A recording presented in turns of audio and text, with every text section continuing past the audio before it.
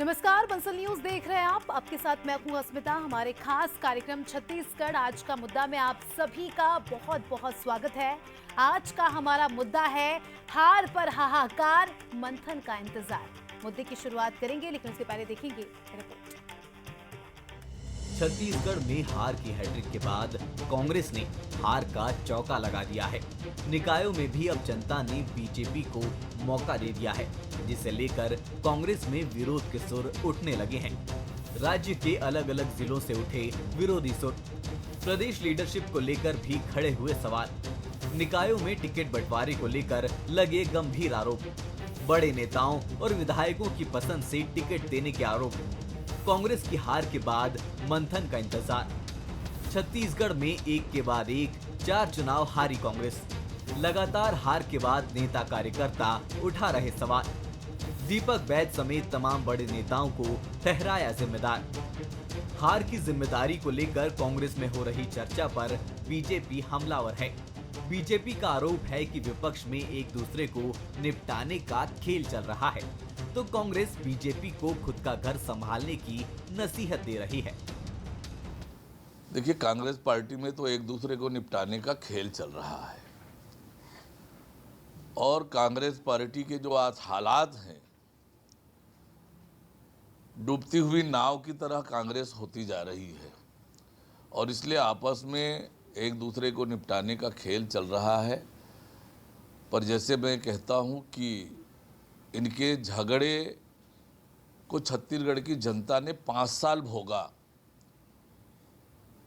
इनके झगड़े के कारण 5 साल छत्तीसगढ़ की जनता को भोगना पड़ा और अब ये उस झगड़े का खामियाजा खुद भोगेंगे ही। देखिए, कांग्रेस में तो नहीं है, लेकिन भारतीय जनता पार्टी में जरूर चल रहा है कि कभी बृजमोहन को निपटाओ, कभी तो धर्मलाल कौशिक को निपटाओ, कभी तो आपका अजय चंद्राकर को निपटाओ। तो भारतीय जनता पार्टी में खेल जरूर चल रहा है। छत्तीसगढ़ में दीपक बैज के नेतृत्व में अब तक 4 चुनाव हुए। चारों में कांग्रेस को मुंह की खानी पड़ी। कहीं भी कांग्रेस मजबूत नहीं दिखी। ऐसे में कार्यकर्ताओं और नेताओं के सवाल हार पर हाहाकार मचा रहे हैं। लिहाजा सभी को मंथन का इंतजार है। शिखर देवांगन, बंसल न्यूज, रायपुर। और इसी मुद्दे को लेकर हमारे कुछ सुलगते सवाल भी है, जिनका जवाब लेने की कोशिश करेंगे, लेकिन पहले नजर सवालों पर। सवाल नंबर 1, कांग्रेस में हार के बाद मचे हाहाकार के बाद मंथन के लिए और कितना इंतजार करना होगा। सवाल नंबर 2, क्या दिग्गज और विधायकों की पसंद से मिली टिकट बनी हार की मेन वजह। सवाल नंबर 3, कांग्रेस में सब एक दूसरे को निपटाने में लगे। बीजेपी के इस आरोप में कितना दम है। ये कुछ महत्वपूर्ण सवाल है जिनके इर्द गिर्द ही आज की चर्चा होगी। हमारे साथ कुछ खास मेहमान जुड़ चुके हैं। सबसे पहले उनका परिचय, फिर चर्चा की शुरुआत। के.एस. चौहान जी बीजेपी से हमारे साथ जुड़ चुके हैं। अभय नारायण राय जी कांग्रेस से हमारे साथ जुड़ चुके हैं और अनिल जी वरिष्ठ पत्रकार है, हमारे साथ जुड़ चुके हैं। सभी मेहमानों का बहुत बहुत स्वागत है। सबसे पहले आपके पास आऊंगी नारायण साहब। चुनाव में हार जीत होना इज अ डिफरेंट थिंग। कोई हारता है, कोई जीतता है, लेकिन कांग्रेस के अंदर ये जो चल रहा है, जिसके मन में जो आ रहा है वो आरोप लगा रहे हैं सर, भितरघात की खबरें सामने आ रही है। अस्मिता जी, सबसे पहले मैं पैनलिस्ट को जो हमारे साथ बैठे हैं, चौहान साहब, पुष्कर साहब, आपको और आपके द्वारा जो दर्शक देख रहे हैं, हमको सुन रहे हैं, उन सबको महाशिवरात्रि की बधाई दूं और महाकुंभ का समापन हो रहा है तो उसकी भी बधाई दूंगा सबको कि महापर्व का समापन है। जहां तक कांग्रेस की हार और कांग्रेस की हार की बात को लेकर आज आपने डिबेट, देखिए, जो पार्टी सत्ता में होती है, जो पार्टी के साथ मुख्यमंत्री और मंत्री जुड़े होते हैं, उनके अगर असंतोष है भी तो दिखता नहीं है, क्योंकि वो तानाशाही के नीचे दब जाता है। कार्यकर्ता दुखी है, रो रहे हैं, लेकिन बोलने की स्थिति में नहीं है। चाहे टिकट वितरण की बात रही हो, चाहे परिणाम आने की बात। जहां तक रिजल्ट की बात है, कांग्रेस की सत्ता थी तो 10 के 10 नगर निगम कांग्रेस के आए थे, 14 के 14 नगर निगम कांग्रेस के आए, अभी 10 भाजपा के आए, अभी 4 के चुनाव बाकी है।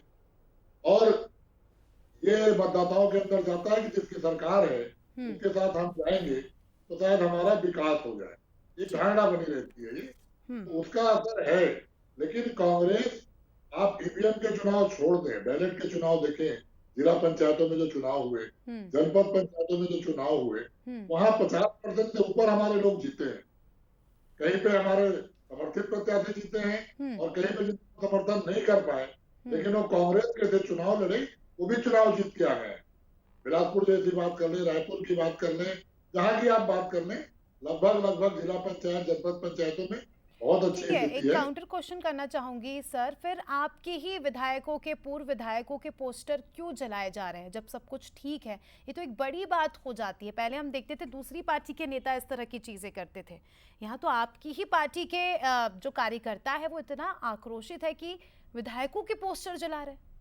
अस्मिता जी, हर विधानसभा में, हर पार्टी में ऐसे लोग होते हैं जो निर्दलीय चुनाव लड़ते हैं, जो पोस्टर जला रहे हैं। कांग्रेस के पदाधिकारी नहीं, वो निर्दलीय प्रत्याशी बने, पार्टी से उनको निकाल दिया गया चुनाव लड़ने के कारण। अब वो अपनी खींच मिटा रहे हैं और उनको ये समझ में नहीं आ रहा है जिस पार्टी में इतने साल तक रहे, आज उसी पार्टी के पोस्टर आप जला रहे हैं। आप इतने दिन तक उसी पार्टी में थे, उसी पार्टी ने कभी आपको पार्षद बनाया, उसी पार्टी ने कभी आपको अध्यक्ष बनाया। यही तो आपको चर्चा का विषय है, यही तो पार्टी में डिस्कशन होना चाहिए। चौहान जी, अभी मैंने देखा डिप्टी सीएम चुटकी ले रहे थे, कह रहे थे कि एक दूसरे को निपटाने पर लगे। बीजेपी को ऐसा क्यों लगता है कि कांग्रेस एक दूसरे को निपटाने पर लगी है? दीपक बैठी के नेतृत्व में सब लोग एकजुट हैं और एकजुट होकर अच्छा कर रहे हैं। प्रतिक्रिया अच्छा रिएक्ट की है, जो चल रहा है उस पे अपनी उसमें अपनी बातें स्पष्ट की हैं। जो चल रहा है, हमने कुलदीप जुनेजा जी का भी बयान देखा और उन्होंने पीसीसी अध्यक्ष को सीधा सीधा बोला कि नैतिक जवाबदारी है कि वो क्या करें इसके बाद, इतनी हार के बाद। उसके बाद उन्होंने ये भी बोल दिया कि जब तक वो रहेंगे, जब तक वो अध्यक्ष रहेंगे, मैं राजीव भवन नहीं जाऊंगा। यहाँ तक उन्होंने बोल दिया। उसके बाद ठीक है अनिल जी, आपके पास आऊंगी। सबसे पहले तो ये कह दूं, आज क्योंकि महाशिवरात्रि का पर्व है, ऐसे में जगह जगह कार्यक्रम हो रहे हैं और मुख्यमंत्री का कार्यक्रम था तो दर्शकों ने देखा। अनिल जी, आपसे समझना चाहूंगी, जैसे कि मैंने चर्चा की शुरुआत में भी कहा था, हार या जीत एक अलग बात हो जाती है, लेकिन छत्तीसगढ़ कांग्रेस में जो चल रहा है, बैक टू बैक चुनाव हारने के बाद अब जो पार्टी के अंदर जो स्थिति है, इसको लेकर आप क्या कुछ कहेंगे?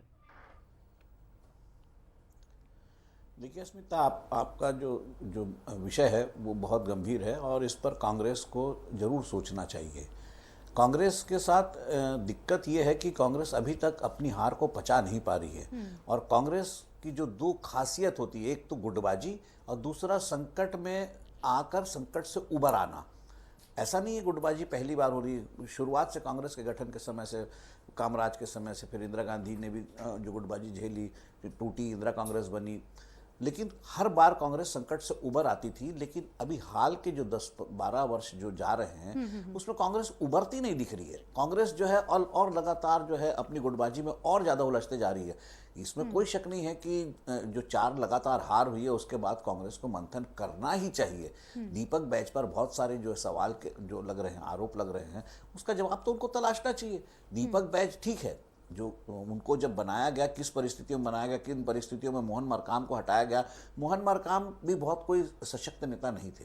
कांग्रेस, देखिए एक बहुत महत्वपूर्ण घटना हुई थी झीरम घाटी की, उसमें कांग्रेस का एक सशक्त जो नेतृत्व का एक बड़ी लाइन थी वो उसमें शहीद हो गई थी। उसके बाद नेतृत्व का तो कांग्रेस में अकाल था जरूर, लेकिन मोहन मरकाम को किन परिस्थितियों में हटाया गया ये भी एक महत्वपूर्ण तथ्य है। उसके बाद दीपक बैच बने। दीपक बैच दक्षिण बस्तर के नेता, मोहन बैच उत्तर बस्तर के नेता, ये छत्तीसगढ़ के, संपूर्ण छत्तीसगढ़ के नेता नहीं थे। जैसे महेंद्र कर्मा सर्वमान्य नेता थे पूरे छत्तीसगढ़ के, वैसे दोनों की स्थिति नहीं है। फिर मोहन मरकाम के समय सरकार थी कांग्रेस की, तो भूपेश बघेल का पूरा समर्थन था। अब सरकार के जाने के बाद आप भूपेश बघेल को साइडलाइन कर रहे हो, तो वो एक जो ताकत थी भूपेश बघेल की और भूपेश बघेल कार्यकर्ताओं की, सर, और यहाँ पर एक बड़ी बात ये भी है कि किसी भी नेता ने हार की जिम्मेदारी नहीं ली। बैक टू बैक इतने चुनाव हारे, लेकिन किसी की भी इतनी हिम्मत नहीं हुई कि जो जिम्मेदारी ले ले। नारायण साहब, अब आपसे समझना चाहूंगी, जो डिमोटिवेट हुए हैं कार्यकर्ता, जो जिनका हौसला कम हुआ है, अब हौसला अफजाई कैसे करेंगे और कैसे अब आगे की क्या कुछ प्लानिंग है आपकी? 30 सेकंड में आंसर सर। देखिए, नेतृत्व तो सामूहिक चलता है, नेता प्रतिपक्ष हैं, प्रदेश अध्यक्ष जी हैं और सारे वरिष्ठ हमारे टी.एस. सिंहदेव साहब हैं, भूपेश बघेल जी हैं, दामोदर साहू जी हैं, रविंद्र, सारे वरिष्ठ नेता और मिलकर एक सामूहिक नेतृत्व है जी हैं। संगठन का काम उनको देखना है। विधायक दल के नेता चरणदास महंत जी हैं, जिनको अपना अनुभव है, और अभी पुष्कर जी ने बहुत अच्छी बात कही कि ऐसे संकट आए लेकिन उन संकटों से कांग्रेस उभर के आए। आप देखिएगा, एक संकट राष्ट्रीय स्तर पे या प्रदेश स्तर पे या जिला स्तर पे दिख रहा होगा, दिखता भी है। पार्टी में लगातार हार हुई, कार्यकर्ता सैनिक ही लड़ता है। बूथ पे जो सैनिक खड़ा होता है, चुनाव वही लड़ता है। प्रत्याशी के हार जीत से ज्यादा बूथ पे खड़ा अध्यक्ष के घर के सामने जब पटाखे फूटने लगते हैं, जब गुलाल चलने लगते हैं, जब बाजा बजने लगता है, तो उसको बड़ी तकलीफ होती है। फिर वो सोचता है आऊंगी। ठीक है चौहान जी, आपसे भी समझना चाहूंगी, चुटकियां तो खूब ले रही है बीजेपी और लगातार आप आरोप भी लगा रहे हैं और तरह तरह की बातें कर रहे हैं, लेकिन कहा जा रहा है कि कमजोर विपक्ष भी एक बड़ा चैलेंज होता है। आपको अब रिस्पॉन्सिबिलिटीज ज्यादा मिल गई है, 4-4 इंजन की सरकार है। अस्मिता जी, मेन बात यह है कि हम छत्तीसगढ़ की भलाई के लिए अगर सोचें तो कमजोर विपक्ष की कल्पना हम नहीं कर सकते। सकारात्मक विपक्ष की कल्पना हमारे को करनी ही चाहिए। और सकारात्मक विपक्ष तब होगा क्योंकि कांग्रेस पार्टी में अभी जो हमारे सामने विपक्ष है, वो छत्तीसगढ़ की तो बात ही नहीं कर रहा है। वो ये देख रहा है कि पीसीसी अध्यक्ष कौन बनेगा। नेता प्रतिपक्ष बोलते हैं खुले चुनाव में, वो 2028 की बात करते हैं, भविष्य की प्लानिंग करते हैं, बोलते हैं टीएस सिंहदेव जी बनेंगे। अमरजीत भगत बोलते हैं कि आदिवासी नेता बनना चाहिए। जब आदिवासी नेता की बात आती है तो बस्तर की तरफ देखती है पार्टी, सरगुजा की तरफ नहीं देखती है। दीपक बैज जी कुछ और ही बोलते हैं। दीपक बैज जी बोलते हैं कि मेरी इस हार में सिर्फ मेरा ही दोष नहीं है, सभी का मतलब सामूहिक जिम्मेदारी है। तो ये सभी चीजें जो मिला जुला के बोला जाता है। और अभी हमारे साथी प्रवक्ता बोल रहे थे कि कांग्रेसी जो नेता है वो विरोध नहीं कर रहे, तो वो क्या था प्रवक्ता जी? 1 मिनट, मेरे को 20 मिनट नहीं बोलने दिया गया। मैं ये बोलना चाहता हूँ अस्मिता जी कि राजनांदगांव में आपके अध्यक्ष ने जो आरोप लगाया कि मेरे को जानबूझ के कांग्रेसी नेता ने और विधायकों ने हराया है, वो क्या था? और उसके बाद सबसे मेन बात ये है अस्मिता जी कि कांग्रेस पार्टी जो है सत्ता की पार्टी है, संगठन की पार्टी नहीं है। दूसरी बात ये है, ठीक है, आऊंगी और मंथन। ठीक है अनिल जी, आपसे समझना चाहूंगी जो स्थिति है, मंथन की कितनी जरूरत है? 30 सेकंड में सर आप समझाइएगा। नहीं, बिल्कुल मंथन की जरूरत है। देखिए, जीत का हमेशा जश्न होता है और समीक्षा हार की ही होती है। और फिर कांग्रेस लगातार हारते आ रही, कोई जीत नहीं रही है। अभी अब जो सत्ता का जो जिसको कहते हैं कि सत्ता के मोड में नहीं है, अभी अपोजिशन के मोड में है। ऐसे समय में उनको बैठकर इस बात पर विचार करना ही होगा कि कैसे हम वापस आए सत्ता में। सत्ता में वापस आने के लिए जनहित के मुद्दे उठाने पड़ेंगे, जनहित के मुद्दे तय करना पड़ेगा। सबसे बड़ी बात देखिए, पिछले 5 साल में जब तक सत्ता में थी, मैं बैठूं, मेरी कुर्सी करते करते कुर्सी हाथ से चले गई। आप एक दूसरे को किनारे नहीं कर रहे हैं। कांग्रेस के नेता एक दूसरे को किनारे नहीं कर रहे, वो सीधे सीधा पार्टी को ही किनारे कर दे रहे। जनता से पार्टी दूर हो गई। तो ये समय नहीं है। बिल्कुल सर, तो कुल मिलाकर कमबैक की जरूरत है और ये कमबैक ऐसे नहीं होगा, बहुत मेहनत होगी, बहुत काम करना होगा। उम्मीद करते हैं कि जो मंथन होने वाला है आने वाले समय में, उसमें कुछ तो अमृत निकले। इसी के साथ सभी मेहमानों का शुक्रिया जुड़ने के लिए और चर्चा में शामिल होने के लिए। तो देखिए, कांग्रेस में जो तकरार हो रही है उससे निश्चित ही पूरे प्रदेश कांग्रेस में हाहाकार तो मचा है, लेकिन जब मंथन होगा तो उसमें क्या कांग्रेस के लिए अमृत निकलता है या नहीं? क्या ये जो भितरघात के आरोप लग रहे हैं उसे सुलझाने की कोशिश की जाती है या नहीं, ये देखने वाली बात होगी। फिलहाल इस कार्यक्रम में इतना ही। दीजिए इजाजत, देखते रहिए वत्सल न्यूज़।